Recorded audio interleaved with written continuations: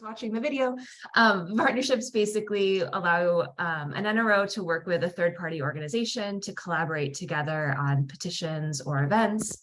And basically, partnerships are always chosen by the NRO. So you would say, you know, we as Greenpeace France want to partner with organization XYZ, and we're going to work together on a specific series of campaigns or a series of events, or we just want to work together on a sort of open-ended engagement. Once you've decided that you want to work with that organization, you'd create a partnership on ControlShift, which allows you to describe who the organization is and the work they're doing. It allows you to set up signature sharing, which is a really key part of partnerships, is deciding how you want to share signatures or attendees with the partner. And it also allows you to basically grant access to sort of a special partner admin set of tools, things that will allow that organization staff to engage with the petitions and events that are being created and engage with the people who are attending those events or signing those petitions. And I think that there's a recording that's at this point probably looking a bit out of date, but has more details about partnerships at a basic level. And so we're going to update the video on our side, and I can send that over to Luca to add to the playlist for Greenpeace as well. Perfect. Okay, so you should be seeing Fight Fracking, Save the Tides. Hopefully. Perfect. Excellent. Okay. So in terms of the partnership pages, some of the things that will look familiar for those of you who have done partnerships before is that on the partnership pages for single partnership petitions, we haven't changed a ton of things. So for single partnership petitions, you can still see that there's the logo for the partner. There's opt-in information depending on what you've set up for the partnership. Usually that's either an explicit opt-in or some sort of disclaimer saying if you sign the petition, you're going to be mailed by the partner. One thing that we have changed even for single partner petitions is that we now have a new partnership section on the bottom of the petition page. This allows us to give an overview of who all of the partners are for this campaign. The other sort of related change that is not specific to partners is that for campaigns previously that were part of a partnership and also in an effort or a landing page and also a local group and also you know, in any other association, we previously only showed one of those associations, but because we wanted to expand the partnership section to include all of the different partners, we will now show all of the different associations for this petition, which will include also having effort information, also having local group information as well. So this section will sort of show a big overview of everything that is associated with partner. Go ahead, Luca. Yeah. So these are all links, and they're links to whatever the public version of the page is.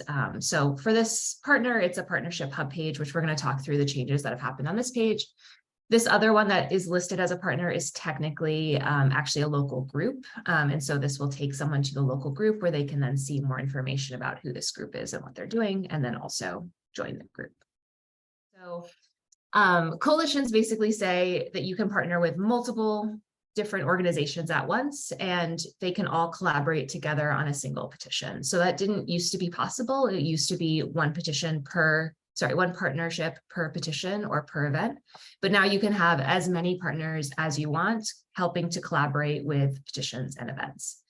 And so the general way that this works is quite similar to what you should be familiar with for individual partnerships. You can still set up sharing settings. You can still have partner staff having access to the petition or event pages. They can still export people out of the platform if you grant that permission.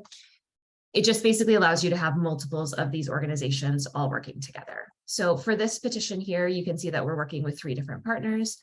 Each of those partners ends up in the partnership section. Each of these are now linked so that people can get more information about the individual partner and the work that they're doing. The other thing that's for the version of the page we're looking at right now, the other thing is that all of those opt-ins can be shown on the page together.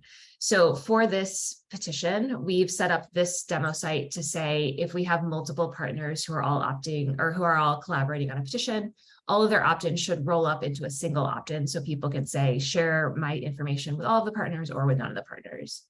This is an option, and I would say, especially for Lucy, like this might not be something that people who are GDPR compliance officers would be super happy with. So I want to flag that this might not be the setting that someone who is subject to GDPR would choose.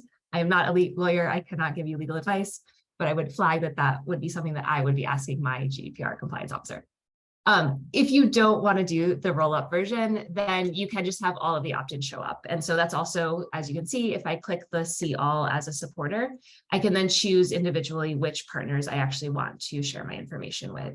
And if you don't have the roll-up option enabled, this is what it will look like if you have multiple partners and you haven't added a partner parameter to the URL. So people will see all of the different opt-ins and they can choose who they want their information to be shared with. Once that information is shared, the partner will be able to contact them through the platform. The partner will potentially be able to export them out of the platform if you granted that permission. And the information sharing will work the same way as it would for single partner petitions once they've made a choice about opting in or not. Because for, especially organizations based in the EU who maybe can't do the roll-up version, you probably don't normally want to have a ton of checkboxes with all of the partner information there. And so the other thing that you can do is for coalition petitions, once you've added a partner to the coalition, you can take the slug of that partnership, which is the very end of the URL for their hub page, and you can add it as a partner parameter to the petition.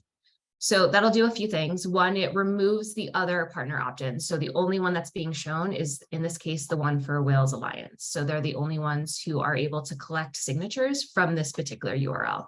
And so this would usually be the URL that you're going to share with the partner that they would then use to send to their email lists, that they would then post on social media, that they would, use when they're recruiting their own signers.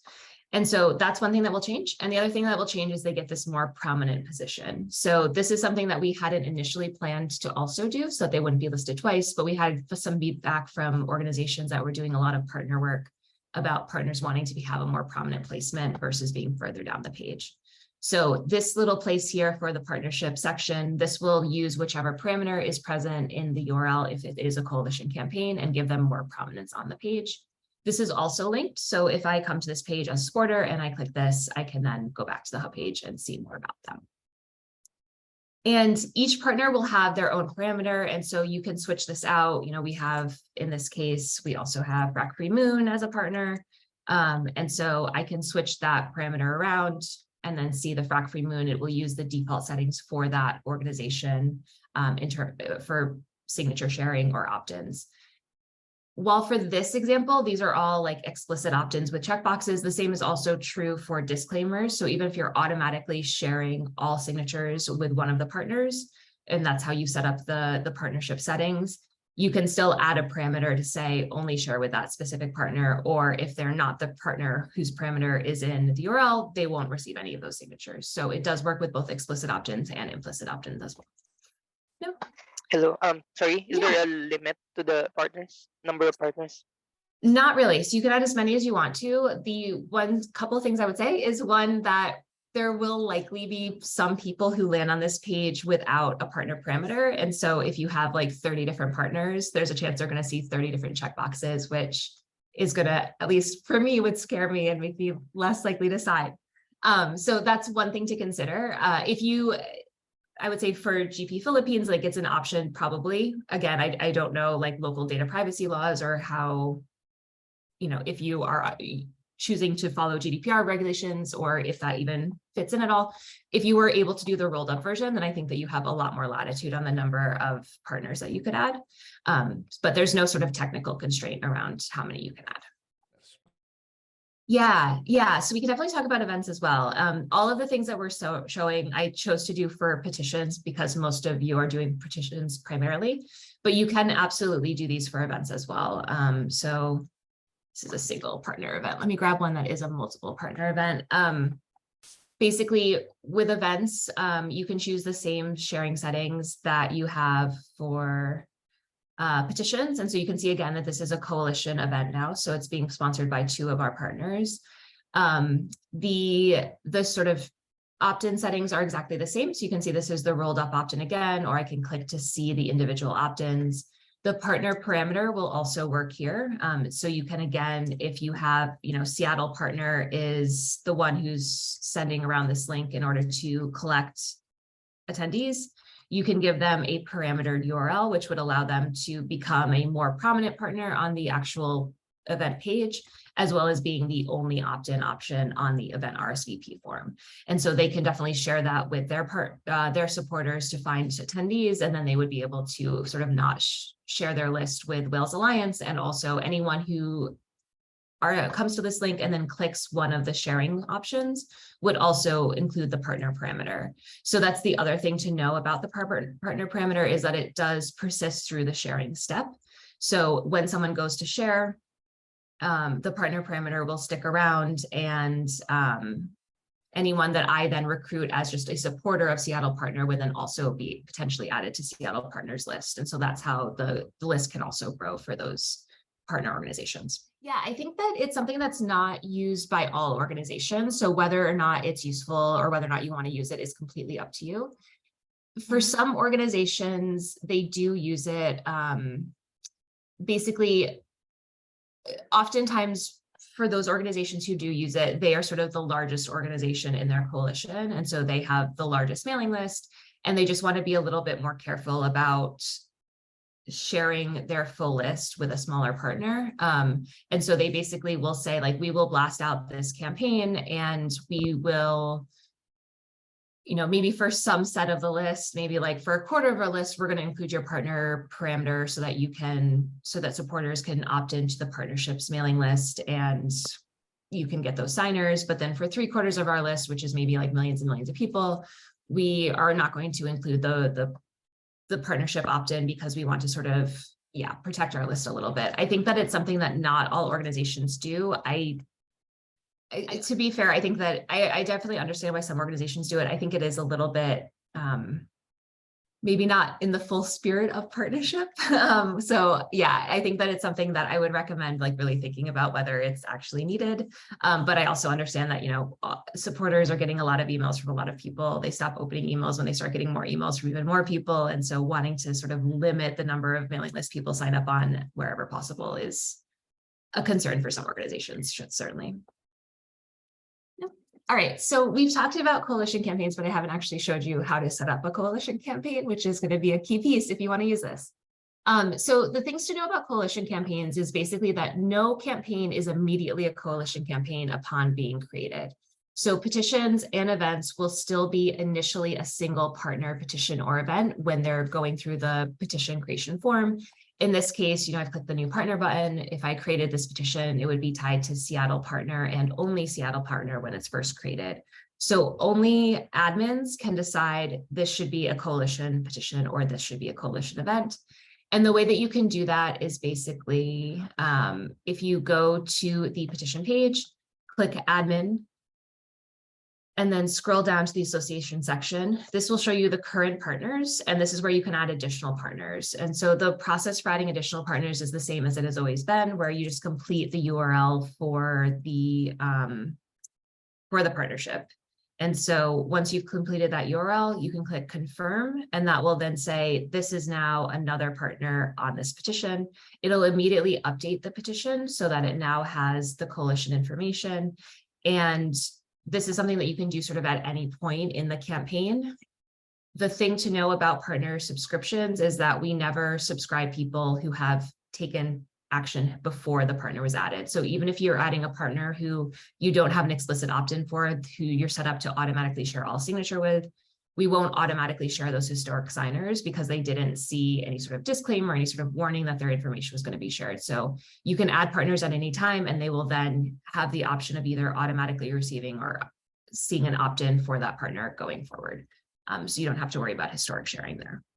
And like I said, you can have as many of these partners as you want. You can add or remove as you go along, and hopefully this will sort of fit whatever organizing you're trying to do on a specific event or petition. The other thing that you may have noticed is that this became very blue, where if I remove this Wales Alliance, it is going to go back to being very red. The thing to know here is that with partnerships, you can choose to set up branding for that specific partner. So for Seattle Partner, we have this very sort of red branded hub page. individual partner petitions under Seattle Partner and individual partner events under Seattle Partner will have this red theming on their pages. For multiple partner petitions, and multiple partner events, we don't use a single partner's theme because we have multiple partners. We wouldn't know which theme to choose for that individual petition. And so if you did want to have a coalition campaign and you actually did want this coalition campaign that we're doing here to actually, stay red even after another partner is added, you would just need to choose that theme from the from the petitions admin page. So from right here, you would say, red and blue, and that would mean that even when the second partner is added, the petitions page would stay the same branded. So just wanted to flag that as something that will change a little bit. Just to clarify for the people that will watch the video, you can also create a custom theme just for a specific campaign of a coalition or a partnership. That's something. Yeah, absolutely. And I think that probably for many, sorry, let me try and start that sentence again. So there definitely are organizations that will do special themes for their partners. I think it's not super, super common. If you're an organization who is doing custom themes for partners, then you likely would want to create a custom theme for the coalition as well, just to make sure that it's something that's a little bit less, Greenpeace specific, if that's something that you're doing with your partner work. You definitely can create individual themes for coalitions. You can also create individual themes for single petitions or single events if you, for some reason, need a special theme for an individual campaign. And just as a reminder, even though it's unrelated to partnerships, you can also set up themes for efforts or landing pages as well. And so if you're doing something where you're maybe asking all of your mayors to, or sorry, let me do one that I think was actually a real one, asking people to something about airports. I know that was a Greenpeace France campaign with efforts. There was airports, I think it was like pollution and noise pollution. Maybe something about zoning. I don't really know because it was all in French and I don't speak French. But you can set up a custom theme for that sort of campaign where you maybe have your own branding guidelines for the effort. That would also be available even if the petitions in that effort are also associated with a partner. So you can set up whatever theming makes sense for each individual part of that campaign. So the other big change that we have rolled out as part of this work is the changes to the hub page. So if you haven't looked at the hub page recently, you might not notice that it has changed a lot, but it has changed a lot. And so we basically sort of refreshed the design a bit. One of the big changes is that events are now available on partnership hub pages, where it used to be if your partner was working on events, there would be no record of it on the public facing pages. So now they have this own map and list that's pre-sorted just to be the events in their partnership, which I think can be useful both for petition events, but also if you're running a calendar with a partner and you're doing like a day of action or something like that, they can then have this page here where people who are interested in attending their specific events in that calendar can see all of the events that they're collaborating on. So that's one big change, is that events are here at all. The other change is that we've changed the way the petitions are displayed. So you can see that it's more of a horizontal scroll. This also is easier on mobile. You can just flip through all of the different petitions on mobile. And the design has been modernized a bit to be, I think, more visually appealing than it used to be. The other thing that's new is you can now designate successful petitions. So if a petition is successful, it'll have this little check mark in the top right corner so that people know when the campaigns that these partners have been working on have actually won. It's a little bit easier for people to see that. So the design changes are sort of, yeah, go ahead, Lucy. Yes, just a question. If we mark a petition as a victory inside ControlShift, does it happen automatically in the coalition here? Okay, yeah, thanks. absolutely. So the one thing to know about successful petitions is just a reminder that it won't happen if the petition creator says we won this petition. It won't happen immediately. It's something where once you do the moderation step, that's when it would show up as successful. Or if you are not relying on the petition creator to do that, you can also just go into your settings of the petition, edited one, say successful, write your story, click to save, and then that will automatically update both the petition page itself to have the success checkmark and the success story and the success timeline update down here. But it'll also immediately update the partnership page as well to show that that was successful. Okay, so those design changes are sort of two of the big changes. We did also design this with mobile in mind, so you can get a sort of example of what that looks like. It is better on mobile because you can do like the gesture swiping of the petitions, but the idea here is to make it a little bit easier for people to grasp all the things that are going on even when they're on mobile, versus sort of the long scrolling pages that we used to have. A couple of other changes to quickly mention, which this is a bad example of because they are not present on this page. So let me switch over here. Perfect. Okay. So a couple of other things that we've changed. One is that you'll see in the partnership admin tools. And so again, these are the tools that are available for staff members at that partner organization who have been invited to be partner admins. Partner admins historically have only been able to do a few things. So they've been able to email anyone who's been added to their mailing list. They've been able to use the petition creator and event host tools for petitions and events in their partnership. And they were potentially able to export signers if you've granted that specific permission. We've changed those settings. We've added some additional permissions, additional things that partner admins can do. And those are all housed under the settings page of the partnership. It's still pretty limited. They're not able to change opt-ins. They're not able to change sort of if they're able to export signers. Like these are all pretty basic new permissions. Basically, they're able to edit their title, their description, their image, and set their own external links. And so basically, this hopefully will cut down on people needing to reach out to you, asking you to change some part of their description or needing to update to the new logo. They can just sort of do it themselves. We've also seen some partner organizations that will use their description for sort of news type updates. And so being able to update the description more easily is something that was important for some of the organizations we talked to about partnership changes. So they can now make those edits whenever they'd like to. And these external links will also show up on the partnership page as well. And so this allows people, partner organizations, to say like, hey, you want to connect with us more? We're on Facebook, we're on Twitter, or here's our external site. And so those are all optional to add to the partnership page now. The other big change that has happened for partnership hub pages and specifically partner tools is that we've changed the way the export happens for partners. And so this has been a pretty big change. It used to be that the export was a full export of everyone who's ever taken action, and there was very little control over what was actually included in that export. We've basically changed this so that you can now export by date. So people can say like, we last did a partner or member export on January 1st. And so we want everyone who's opted in since then to make it easier for them to actually get the people they want.